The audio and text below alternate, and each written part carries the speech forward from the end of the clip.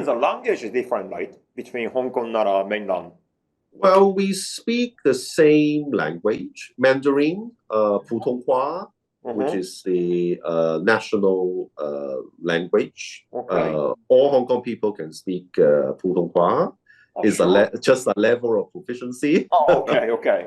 Yeah, but if you look at the words, the Chinese characters, there is a slight difference.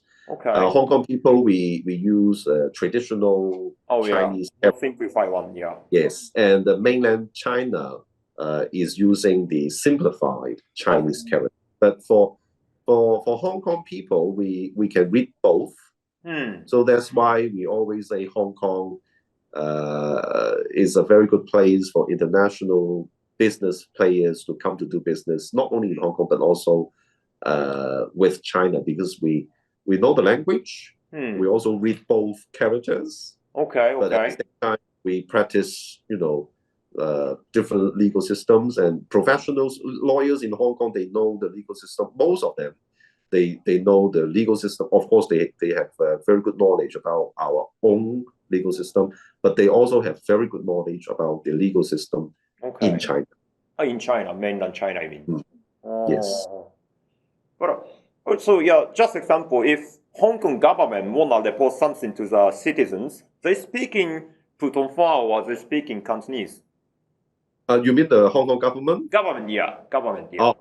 Nowadays, still, because all the Chinese here living in Hong Kong, we usually speak in Cantonese. Our daily conversations are being practiced in Cantonese. So you can say when the government, they want to announce something, or even they have their press conference, the language will be in Cantonese. In Cantonese, okay. Yeah.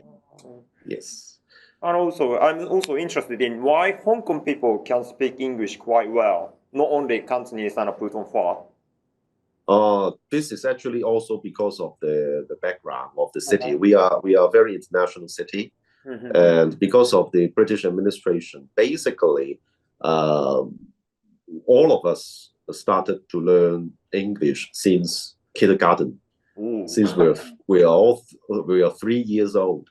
And also because our motherland is China, and we need to speak the national language. So schools nowadays also taught the Putonghua.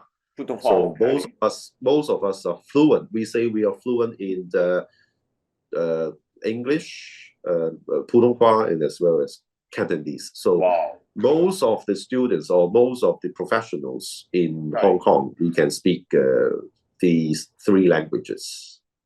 I sometimes listen Cantonese because of my private situation, but could you explain how different between Cantonese and Putonghua? So let's say, could you speak one sentence in English and Putonghua and Cantonese? Is that possible?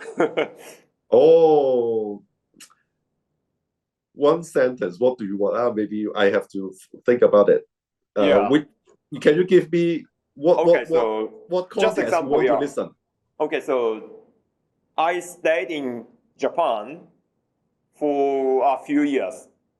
Oh, okay. I stayed in Japan for a few years. This is in English. English, yeah. In Cantonese, it will be 我喺日本住過幾年.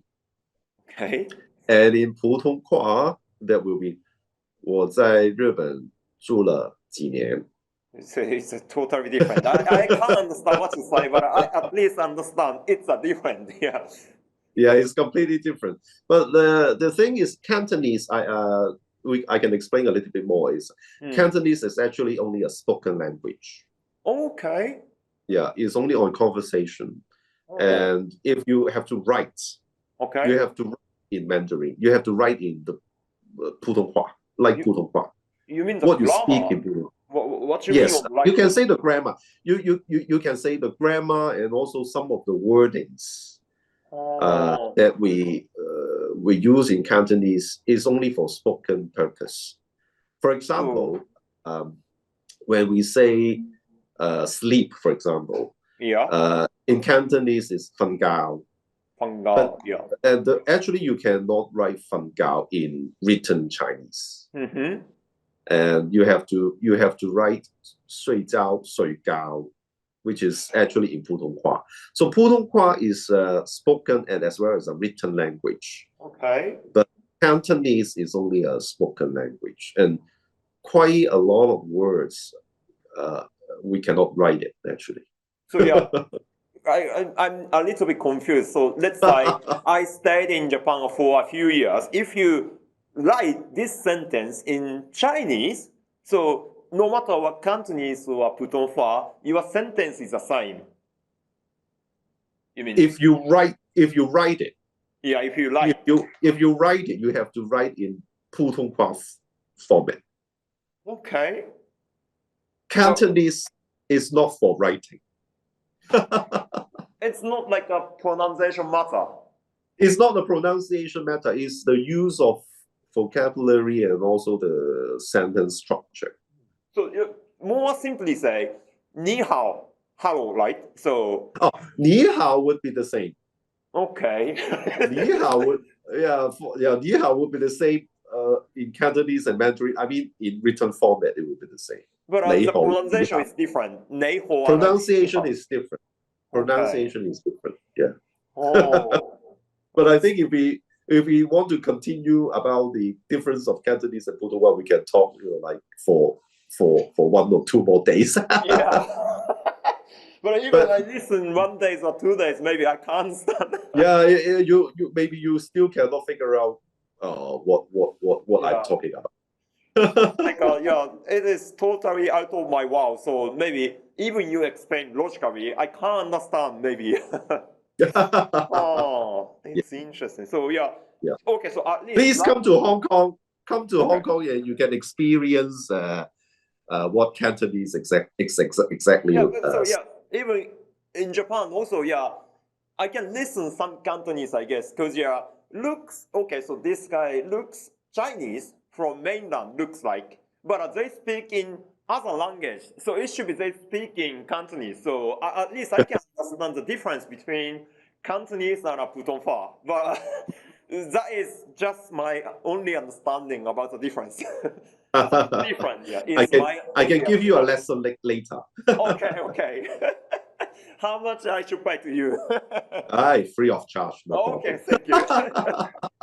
So yeah, okay, so at least language is different, I understand. So how about culture between Hong Kong and mainland? Of course, mainland is quite big, so it depends on which city you pick up. But do you have any general difference, Hong Kong culture and mainland culture?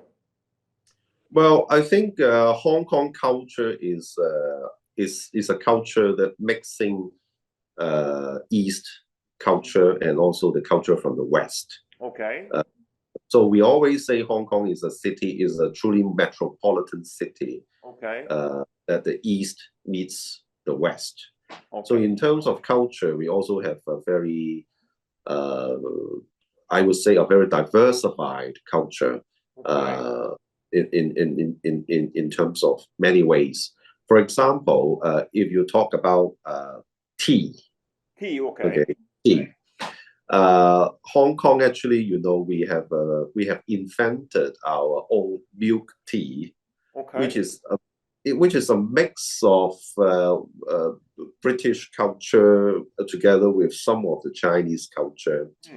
And this milk tea you cannot find anywhere else in the world, and it is invented in Hong Kong, and you can only taste it in Hong Kong. We call it tea restaurant, 茶餐廳, which is a very unique beverage offered in Hong Kong. And but interestingly, we always say Hong Kong is a trendsetter for mainland China and as well for the rest of Asia.